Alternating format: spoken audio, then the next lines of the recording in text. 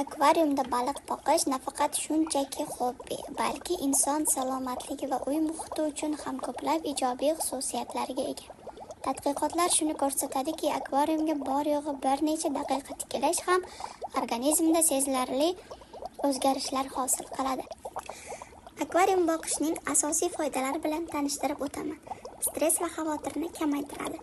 Akvariumdagi suvning mayin harakati va baliqlarning sokin suzishi inson asab tizimini tinchlantiradi. Bu holat tabiiy meditatsiya effekti deb ataladi. Shuning uchun ham ko'pincha shifoxonalar yoki tish shifokorlari kutish zallariga akvarium o'rnatiladi. Ilmiy tadqiqotlarga ko'ra, akvariumga tikilib turish yurak urish tezligini pasaytiradi, qon bosimini tushiradi, mushaklardagi kuchlanishni yumshatadi. Uyqu sifatini yaxshilaydi. Yotoqxonaga qo'yilgan akvarium oq shovqin hosil qiladi va xonadagi havoni namlantiradi. Bu esa tezroq uxlab qolishiga va uyquning chuqurroq bo'lishiga yordam beradi. Bundan-da qiziqroq ma'lumotlarni bilish uchun kanalimizga obuna bo'ling va bizni kuzatishda davom eting.